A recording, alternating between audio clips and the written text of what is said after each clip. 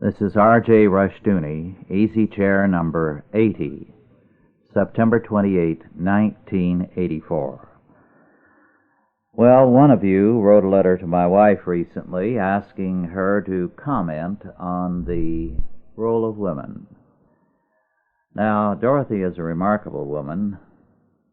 She has a very strict Scottish conscience and is very faithful about everything except answering letters.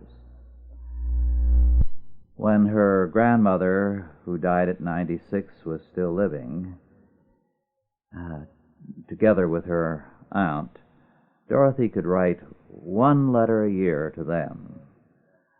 But even that now has become very difficult, since she has half the motivation, that is, her aunt. So don't expect an answer from her. However, Dorothy's remark was that in the position paper I wrote a few months ago on the place of women, and what was said in Institutes, volumes 1 and 2, the biblical position could be very well understood. Now let me comment a little more on the whole subject. The prevailing opinion is that authoritarianism and patriarchalism went hand in hand. Germaine Greer, in Sex and Destiny, comments on that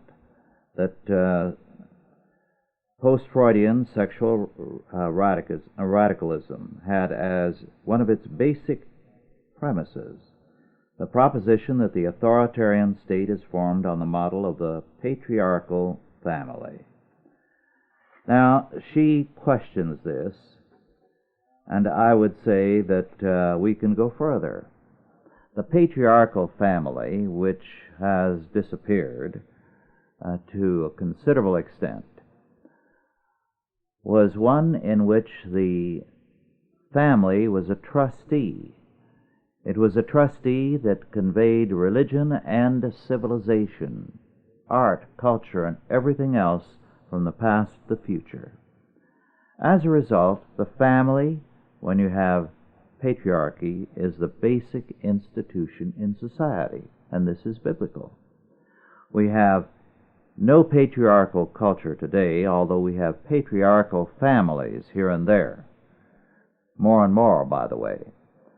Now, in patriarchy, because the family is so important, the role of both husband and wife is exceedingly important, because the woman now is one of the two key governmental figures in society.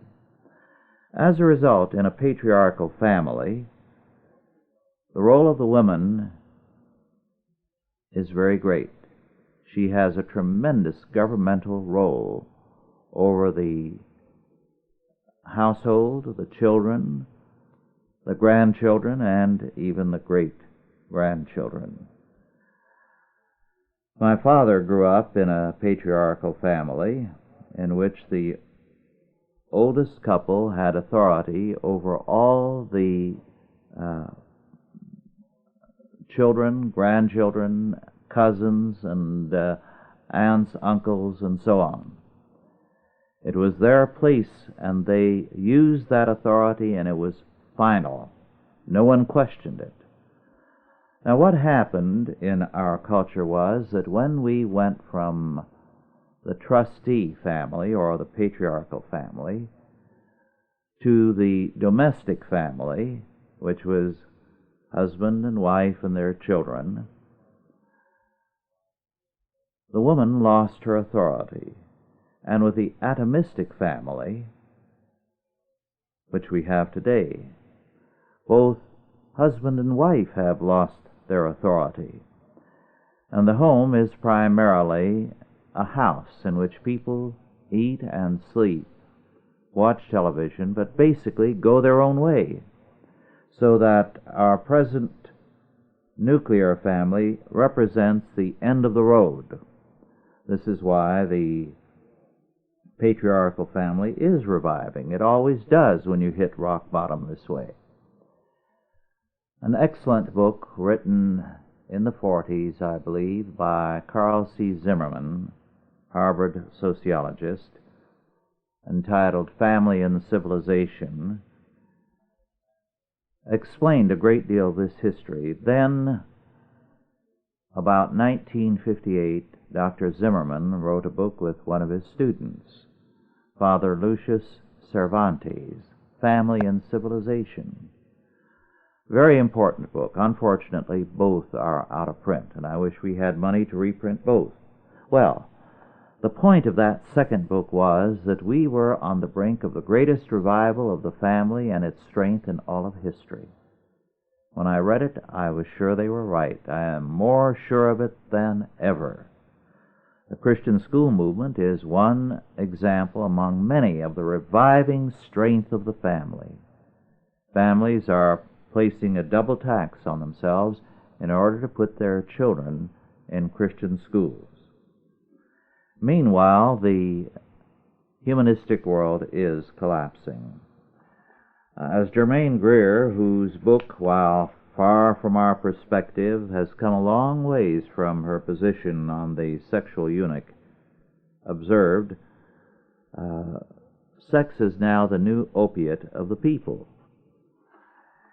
And she also calls attention to some of the wild opinions that exist today. In China, factories have a sign on the wall, "Sex is a mental disease." The idea, of course, is to discourage sexuality, to limit the birth rate to 1 per couple, and to decrease the population dramatically. Then the science fiction writer Isaac Asimov has said, babies are the enemies of the human race. Now this certainly puts us at the end of the road. Our humanistic civilization is committing suicide.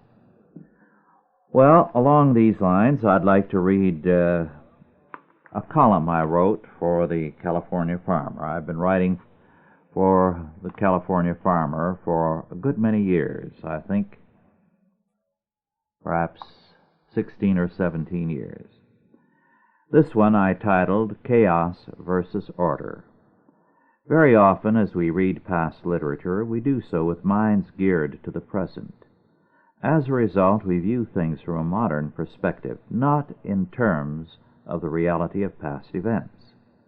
An example of this is in Shakespeare's play Othello. When, as a result of Iago's lies, Othello begins to suspect that his wife Desdemona is guilty of adultery, he cries out concerning his suspicion and sudden revulsion, quote, "Chaos is come again," unquote. Modern readers assume this means a personal chaos.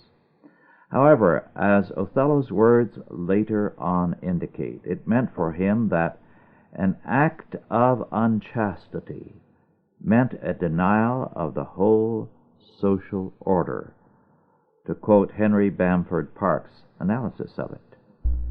There is an important meaning here. For us, adultery is merely a personal betrayal, and its scope is limited to the family. For Shakespeare, brought up with the use of the Bible and compulsory attendance at the Church of England, marriage was viewed in terms of Ephesians 5:21 through 33, as a union typifying the union of Christ and His Church, and as the foundation of human society. Adultery was thus not only treason to the social order, but an act of anarchy. Hence Othello's cry, "Chaos is come again." The basic unit of life under God had been betrayed, and hence Othello's reaction. Was this simply an old-fashioned perspective which Shakespeare echoed, or is it still a true one? Anyone who has counseled persons who are confronted with adultery and the betrayal of a marriage covenant know how similar the reactions of a betrayed person today are to Othello's. To break the basic relationship of human life is to commit an act of chaos and to shatter a God-given order. Each of us in our marriages either furnish godly order by what we do, or we become instruments of anarchy and chaos. Well, that's what I wrote for the California Farmer for the issue of September 15, 1984. Now, this is very, very true. It means that when wives are put down by their husbands, or when men fail to be men, responsible, exercising care for their whole family, then chaos is reintroduced into the social order at the critical point, the most basic point, the family. Well, now on to another subject, but a related one.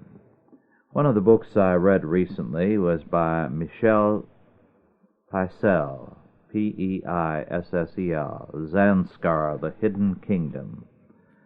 This was published by Dutton in '79 and is now out of print.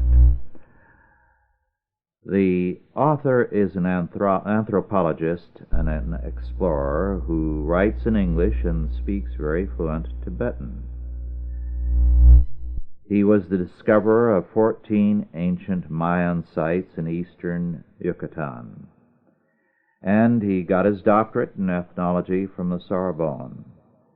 Now, he has led 9 expeditions to the remotest borders of India, Nepal, and Bhutan, and is one of the top experts on that area. Zanskar is a small kingdom in a valley of a couple of 100 miles length, and it is high up in the Himalaya mountains. The people are related to the Tibetans. They are largely unknown because it's only a handful of Westerners who have ever been in Zanskar.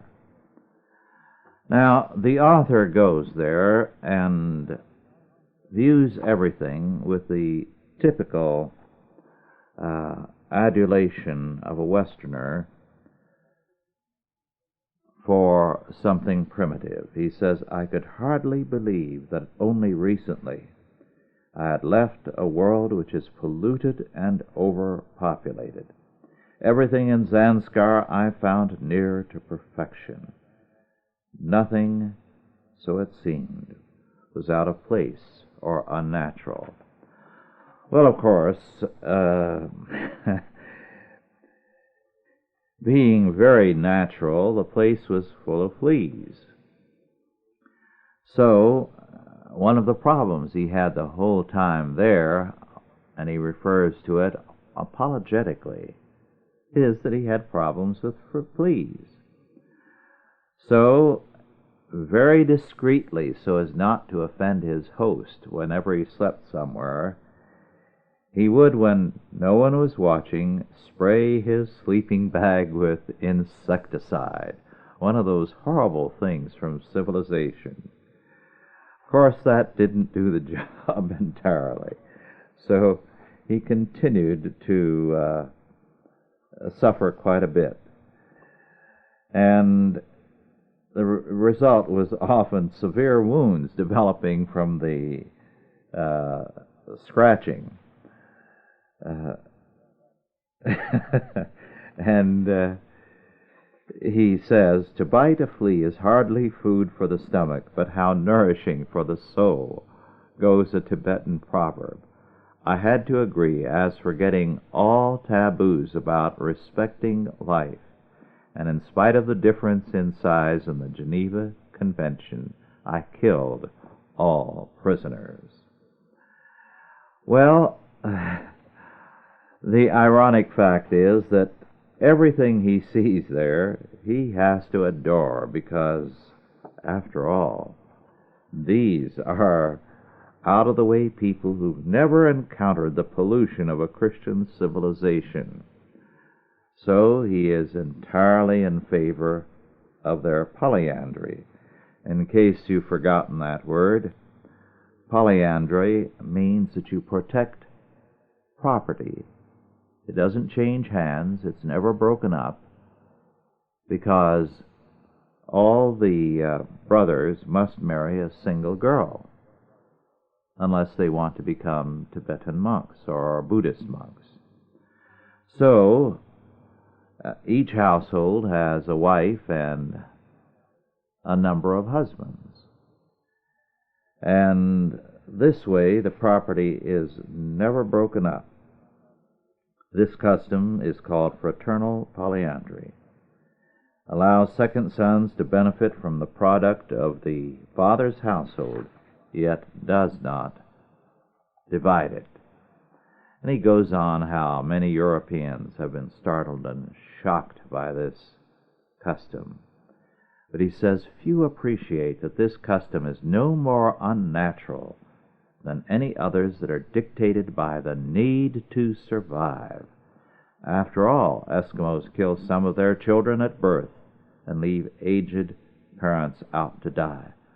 Nothing is unnatural if it is directed to the survival of the species.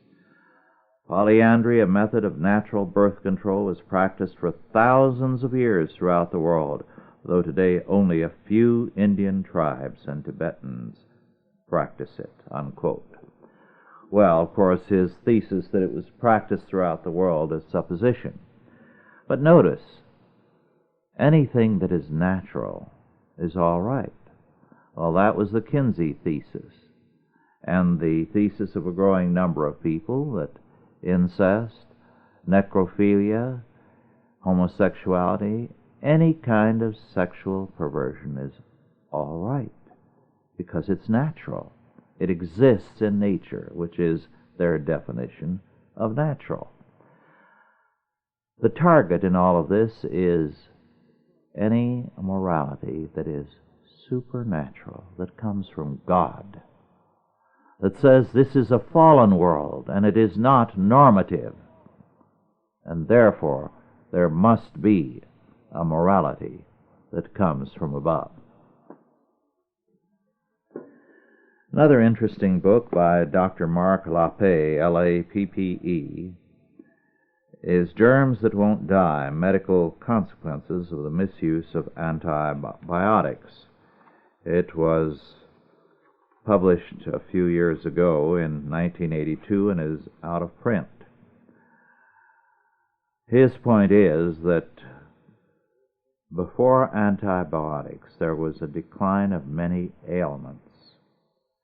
And what has happened since is that we have created, as it were, superbugs with our antibiotics. He sees the death of the age of miracle drugs beginning. He sees hospitals as, in particular, very dangerous places, because he says that, well, let me quote, most patients go into a hospital with a presumption that they will have what is ailing them corrected. Few people think of a hospital as a place where they can get an illness that they didn't have before. That is exactly what happens to a very large number of unsuspecting patients each year, and some of them even die of diseases that they did not have when they entered the hospital. He goes on to say that trust in biotics has led to lapses in preventive procedures such as simple hand washing, owing to a shortage of personnel and poor operative techniques, and so on. But he says, but most important of all, hospital infections appear to be linked to the development of resistant strains of microorganisms within the hospital environment itself. Proof of such indigenous development is dramatically found by examination of hospital waste systems. For example, waste effluents from hospitals in the Gainesville, Florida area contain a disturbingly high proportion of bacteria, with hospital-acquired R factors when compared with the effluent from non-medical facilities. And routes of easy cross-contamination for these bacteria in hospital wards were readily identified by the engineers who studied the problem. Dr. LaPaix makes an interesting point when he deals with discoveries, and I'd like to, in conclusion, quote his sentence: "Discovery favors a prepared mind." Discovery favors a prepared mind. Well, another interesting book by two authors, Joseph Guglielmitti, Gughemitti, and Eugene D. Wheeler, The Taking, Taking, published by Terra, Terra View Publications, 2929 Campus Drive, Suite 430, San Mateo, California, 94403, published 1982 for $9.95, and still available. A very important book. What The Taking documents is federal and state behavior, how increasingly the federal ownership of things is increasing, that the environmental movement is working hand in glove with the federal government to take more and more away from the people. He says the growth, they say, the growth of the environmental movement is attributable to enormous corporate funding. Environmental groups aren't funded entirely by membership dues and occasional contributions, as many would like to believe. The movement is big business with major national contributors that include large foundations, corporations, and industrial oil company foundations. And he goes on to say, or they go on to say, that these environmentalists work against business, work against the private sector, and are funded by it to destroy them because they are too cowardly to do anything. And we are treated by these environmentalists and the federal government also with contempt if we feel that we have some rights when they come in and try to take over our property. In fact, they go so far as to say, even in the darkest days of the Depression of the World Wars, except for the unfair internment of Japanese Americans, citizens were not treated with the same callous disregard of constitutional rights as has been justified in the name of preserving salamanders, garter snakes, and the migration habits of the Alaskan caribou. Are the indignities perpetrated on Briggs, on Lynch, the inholders, and Alaskans any different in the final analysis than the incarceration of Japanese Americans in World War II, or racial discrimination in public facilities, or our treatment of the American Indians? The landowners who become victims of the faulty justice system probably feel as Chief Sitting Bull did when he said, "They made us many promises, more than I can remember, but they never kept but one. They promised to take our land, and they took it," unquote. I think this is a very important book which you ought to read. It gives case after case of the most outrageous incidents. And the kind of things perpetrated. For example, the Coastal Commission demanded that facilities on the coast have an equality, that is, rates that would be obtainable by anyone if they were luxury places. Well, they comment, Will those low-income folks so familiar to federal and state bureaucrats be tickled pink to learn that they soon will be able to get a room at the Tickled Pink Motor Inn at the Carmel Highlands for $25 a night? In response to the application of the developer to add a 4-room wing to the Carmel Highlands Motel, the Coastal Commission required that one room be set aside for guests at a price in the range of $25 per night, despite the fact that the balance of the rooms would be renting from $39 to $89 a night. A newspaper critic noted, "What's to prevent a fellow who drives up in a Lincoln Continental with a trunk full of elegant luggage from taking the $25 room? Apparently nothing." A supervisor from Monterey County questioned, "What if a coastal commissioner drives up in his Cadillac? Can he get the room?" But even the $25 room at the Highlands Motel was not solidified as a condition until the commission had suggested that as an alternative, the landowner donate $5,000 annually to a coastal access enhancement program to maintain and operate such coastal facilities as parking lots and campgrounds. In response to the owner's representative, who said, "The thing I'm concerned about is I don't know what we're talking about," the chairman of the commission responded, "Neither do we." The $25 room was thereafter imposed instead of the $5,000 donation. Now, this is one instance among many, some far worse and a bit hard on the blood pressure. I urge you to get and read this book. Then another excellent book by Edith Ephron, The Apocalyptics, Cancer and the Big Lie, published at 1995 by Simon & Schuster this year.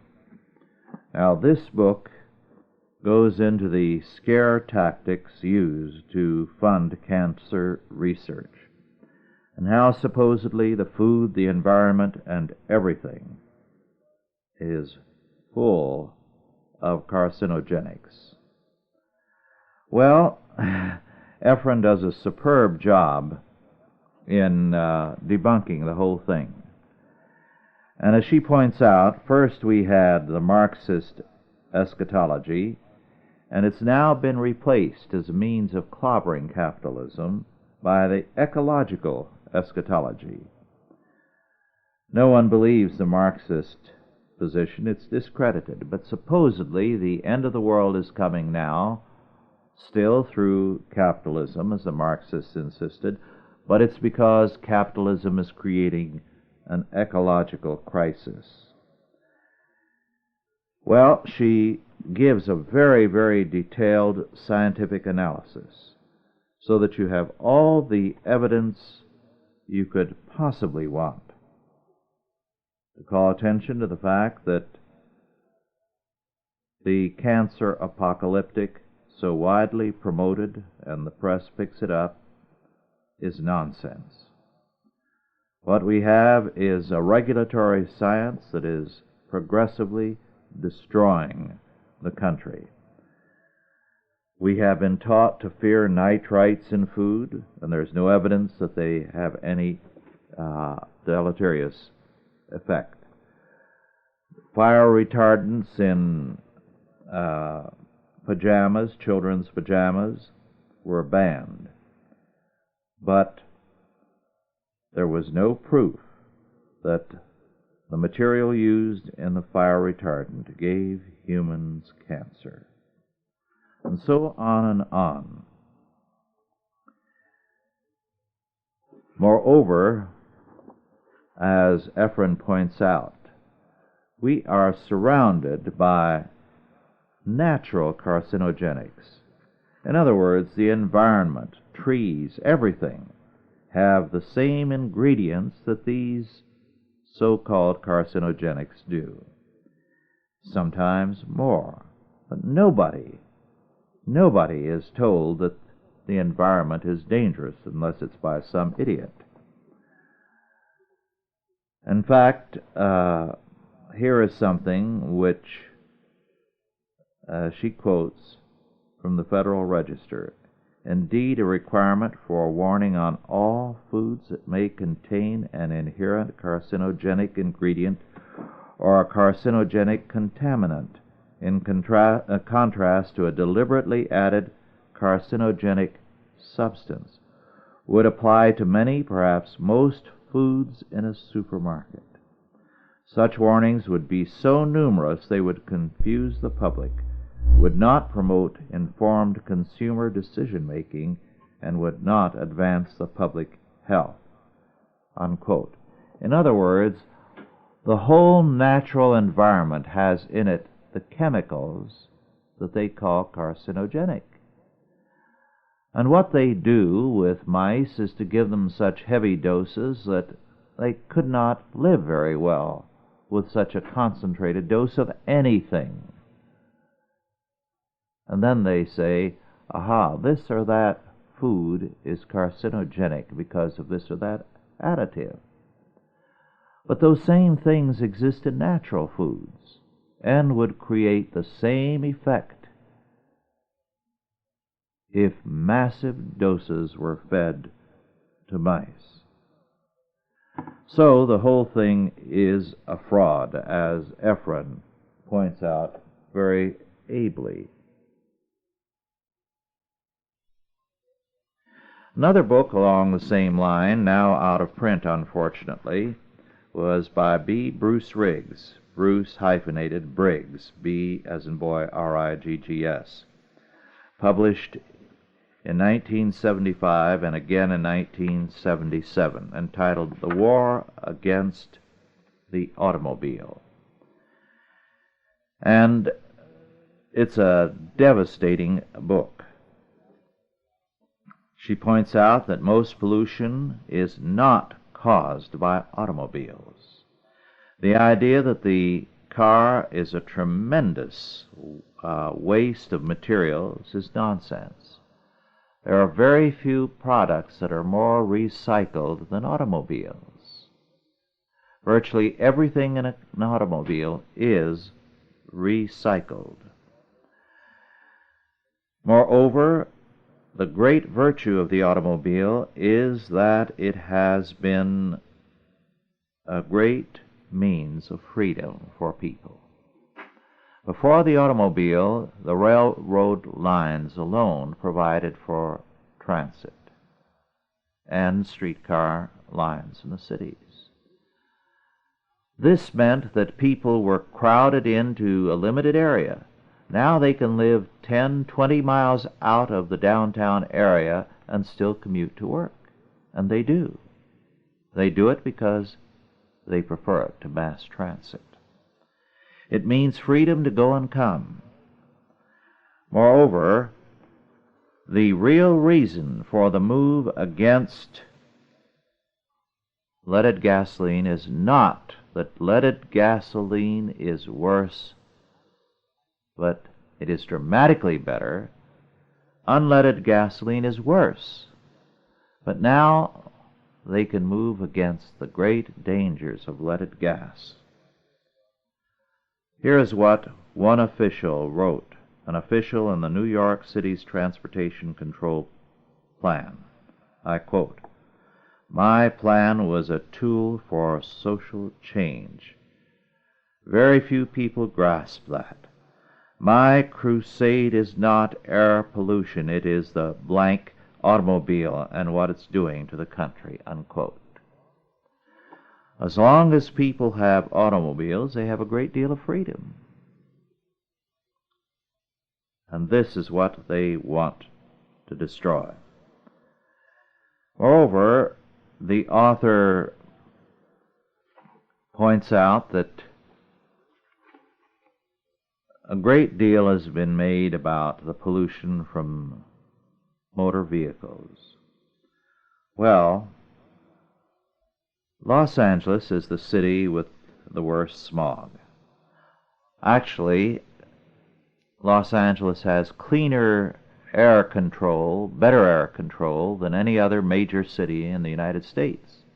The problem in Los Angeles is that it is surrounded by mountains on three sides and the ocean on the other, and the air is trapped in by those mountains, and the result is smog.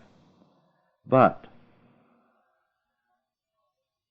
when you contrast Los Angeles with Montana, one of the strictest environmental states, where the skies are always blue, as we're often told, Los Angeles still has a better health record than Montana. So, as the author adds, nature itself does not provide us with clean air. There are many things in nature that are natural pollutants. That's the way the world is. Then, going to the accident rate, the automobile as a killer of so many thousands of people, the fact is the death rate from automobiles has been dropping for a good many years. On top of that, what few people realize is that not all these fatalities are accidents. There are suspiciously large numbers which are obviously suicide. So, we have to recognize that these are not due to normal circumstances. And it is also quite probably says that faked automobile accidents are used for murder. So, the author makes an excellent case for the automobile. And he says fuel economy is almost entirely a phony issue, and he goes into the reason why. It would be too long to go into it. I just want to recommend it to you. Well, another book just put out by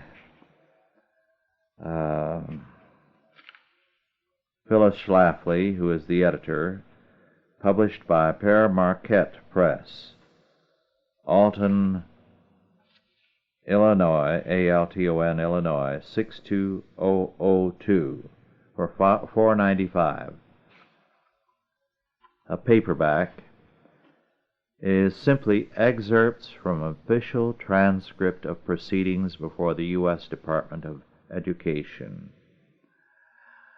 It's a horrifying account of what schools are doing to children. The kind of degenerate curriculum and behavior that marks the public school, where humanist change agents are busy working on the minds of children. It is a horrifying statement, important for you as a citizen to know about. Well, now to turn to something quite different. In the August 1984 issue of Commentary magazine, there is an interesting article by Richard Grenier, Grenier, What Really Happened on the Bounty. Grenier was the author of the excellent study of Gandhi and the absurd film on Gandhi. The point that Grenier makes is that we've been treated to retakes of Mutiny on the Bounty. Captain Bligh has become a byword for the inhuman monster. And the mutineers as though they were champions of human rights. The truth is radically different. Captain Bligh was one of the more humane captains of the day. The men who were mutineers were monsters.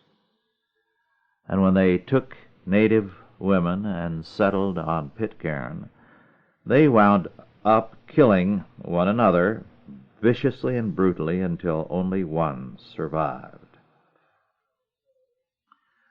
And so, the fact that we have taken the mutineers to be the heroes and keep refilming a lie when history has more than once indicated, 100 years or more back, what the truth is about the mutiny on the Bounty, tells us something about our civilization.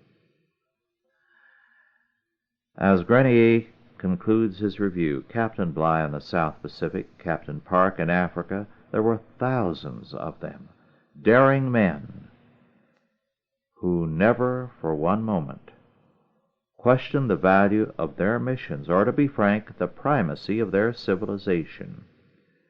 In their age, they were supported with boundless enthusiasm by the Crown, the government, the aristocracy, the scientific and literary classes.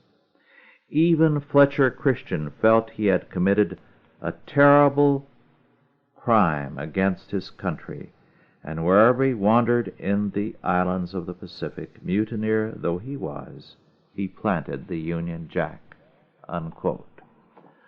Well, just as the books on cancer and the automobile have shown, this review tells us essentially the same thing.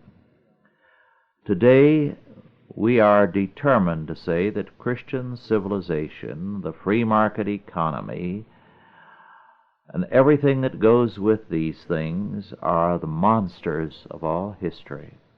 And therefore, we are perverting history to vindicate that thesis. Now on to another book that I just read, Richard A. Harrison, Princetonians, 1769-1775, a biographical dictionary, printed in 1980 by Princeton University Press. One of a series on Princetonians of the early days. Well, in this particular period, 1769 to 1775, there were 150 bachelor degrees granted by Princeton. They were almost 18% of all the bachelor's degrees granted in America. 66 of these graduates entered the professions of law, medicine, and the ministry. And these students were in all the states, in England and the West Indies as residents. Now, in the 150 students in this dictionary, and this was during John Witherspoon's presidency of Princeton, 7 were members of the Continental Congress. 2 sat in the Constitutional Convention of 1787. 3 served in the federal cabinet. 8 were in the U.S. Senate. 10 were elected to the U.S. House of Representatives. 1 sat on the U.S. Supreme Court. 1 was a vice president, and 1 was a president of the United States. Only 2 of the 150 turned loyalists during the War of Independence. Very interesting record. Well, now on to something else. A Bible. It was sent to me by a friend who is the publisher thereof. And I'm very sorry to see this edition, and it's one of a number like this. A national survey asked what are the top 40 questions you want answers to. These questions turned out to be, what about homosexuality? Will there ever be peace in the world? My marriage is headed for divorce. Is there anything I can do? How can I overcome stress? Are men and women really equal? How can I better manage my time? Is there any hope for the overweight? Is infanticide right? I'm hooked on drugs. Can I ever get off? Is capital punishment right? Should I abort my pregnancy? And so on and on. Well, what the Bible, this edition does is to, in effect, underline every passage and tell you in the margin that here is the answer to such and such a question. So that, for example, looking at Jeremiah 33:6, it is a little darker, and in the margin the letters read health. Then in Jeremiah 33:8, in the margin it reads guilt, and it is similarly highlighted for you to take special care to read. And so on. As you go through the Bible, you have all kinds of highlighting. I just spotted one for housewives. And special pages. Can I, as a housewife, be fulfilled? Inserted. Or how can I communicate with God? Now, I don't like Bibles like this. I know the people who put them out are well-intentioned. But what they do is to turn the Bible into a humanistic handbook. People go to them for answers to their personal problems, not for what does God have for me to do. What are God's marching orders for me? What does God's law say and require of me? We should go to God to hear His command word, not to have our questions answered. And this type of Bible, and I've encountered other editions that have like helps, the readers know what the helps say for their problem, but they don't know what God says. Because all they're interested in is, where are the answers to my questions? I've got a problem. I think that's blasphemous. I really do. Well, let me see. Where can I go next? So much to cover. Well, let's go to something of a different vein. J. Robert Nash wrote a book, a thick, interesting book, entitled Zanies, the World's Greatest Eccentrics, which I believe is now out of print. It was published in '82. And it's quite interesting because what he does is to take people who are not crazy but were zany and writes brief accounts of their lives. Now, it is interesting that most of them are Americans, and after that, English. And there's a reason for that. To be a zany, you have to have freedom to indulge yourself. And the greatest personal freedom has existed in the United States, and after that, in England. And so the zanies can indulge themselves. Well, one of these zanies was Matthew Arnold, the poet and lecturer. When Matthew Arnold made his American tour, and he had been paid a handsome price to come over, he showed his contempt for America. He refused to speak above a whisper. If he spoke that loudly, no one even in the front row or on the platform could hear him. Perhaps he was merely mouthing his words. Arnold apparently felt that Americans were not worth talking to, but he was not averse to taking American money. Well, like it or not, Mark Twain was a zany.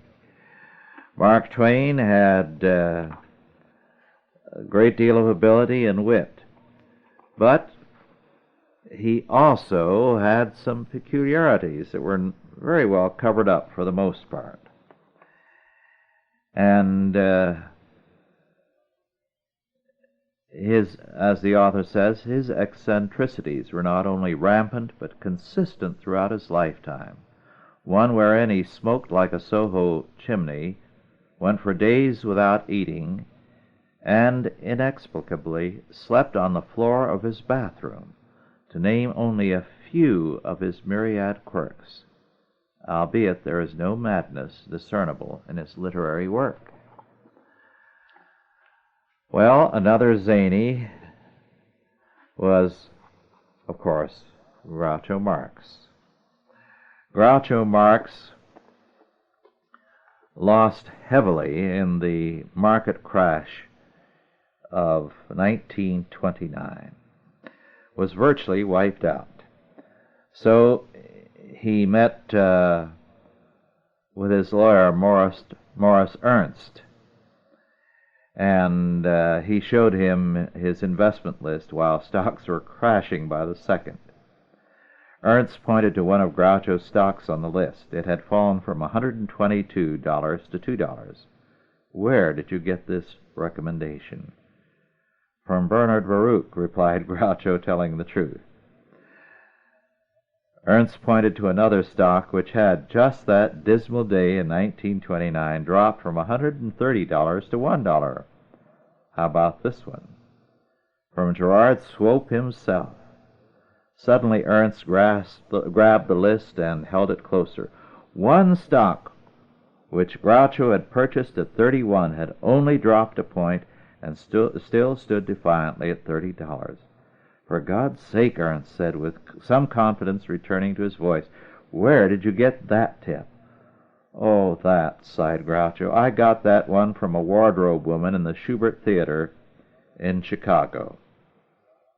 Following World War II, Groucho convinced his business agent, Salwin Schufro, to accompany him to the visitors' gallery of the New York Stock Exchange. Marx leaned over the railing, smoking his cigar and disdainfully flicking ashes at the stockbrokers scurrying about on the main floor. He then began to sing, his voice rising in volume until he was blaring, "When Irish eyes are smiling." The trading suddenly ceased as all eyes turned upward at Groucho, who was not wearing his mustache and was not recognized. Marx continued to sing at the top of his voice.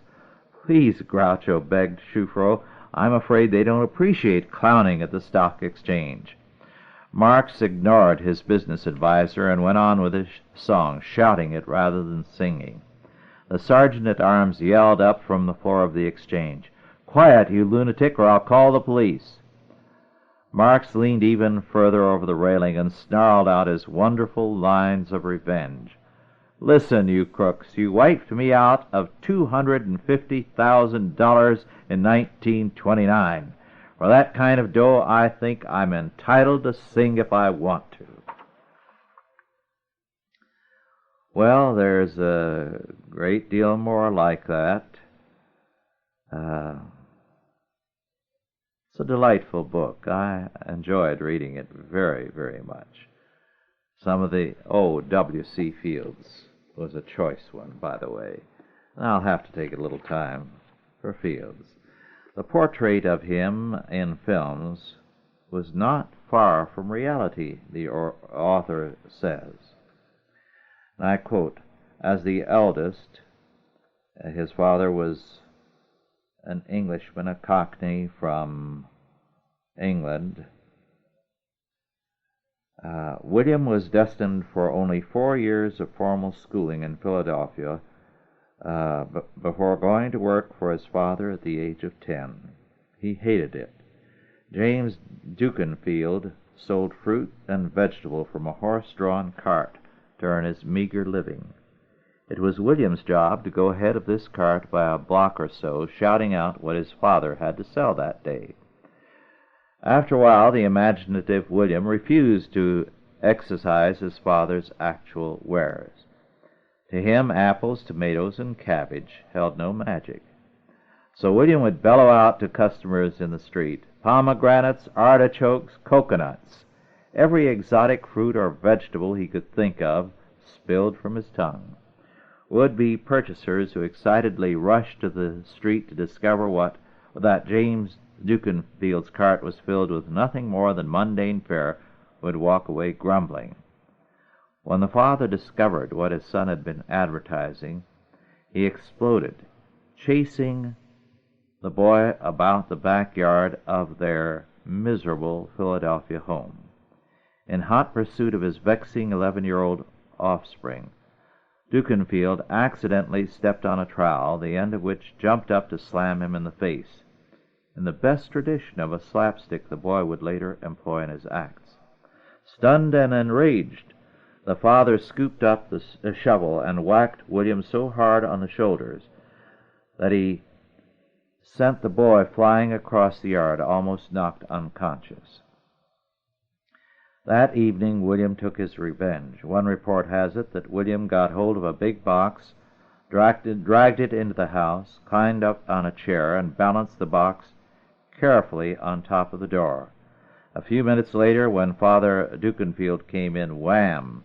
Down came the box and crowned him on the top of the head. Another version has William hiding in the family tool shed, standing on a ladder, and when his father enters, slamming the very shovel used on him over his father's head, knocking the old man senseless. No matter. The move was made, and William beat a hasty retreat. He took to his heels and ran as fast and as far as his skinny long legs would carry him. He ran so fast and so far that he never came back again. The next time James Dukenfield saw his errant son, the boy was a man who had changed his name to W.C. Fields and became known as the greatest juggler in the world. But in the intervening years, W.C. Fields lived in a hole in the ground miles from his home, later in crates, and other boys brought him scraps of food, and his blanket and shield against rain and snow was a raggedy piece of oilcloth. He took to stealing milk bottles from back porches, and he was bitten so many times by family pets that he, for the rest of his life, was afraid of dogs. Finally, one winter, when the weather was especially severe, he begged a corner of a heatless blacksmith shop, where he curled up in a rag bin. And as the author says, because of these miserable lodgings, the comedian was forever grateful for laundered linen. Years later he would croak, "To this day when I climb between sheets I smile. And when I get into bed and stretch, hot diggity, is that a sensation." Well, when he was able to make money, Fields began to send his mother money. He was a strange man, very narrow-minded about religion, very hostile to it most of his life. He had some good qualities. He loathed the IRS. As a drinker, he was a slow imbiber, a man who sipped constantly to retain the permanent buzz. He liked to sip through the day. He never guzzled liquor. He liked to sip throughout a filming, and he spoke of having a drink of breakfast. So when he was on the set, he would retire to his dressing room periodically for what he said was his orange juice, a thermos full of orange juice, but liberally laced with gin. Knowing exactly, to quote Nash again, what was in the thermos, one director thought to play a joke on the comedian by substituting a thermos that contained nothing but orange juice. Moments after the comedian retired for his morning pick-me-up, the door of his dressing room, where he had nailed 50 hats of all varieties to the ceiling for obscure reasons, burst open, and an enraged Fields leaped out and dashed onto the set, bellowing, "Somebody's been putting orange juice in my orange juice." On another occasion, he accused his valet, who doubled as his chauffeur, of appropriating his spirits. He sat glumly, holding his head in his hand on the set. "What's the matter, Bill?" asked Gregory LaCava. Moaned Fields, "Somebody left the cork out of my lunch." Well, just one item, because our time is really over. Once when Thomas Mitchell visited Fields shortly before he died, he noticed a black book jutting from the folds of the blanket. And when he asked him what he had been reading, Fields quickly covered the book with his blanket.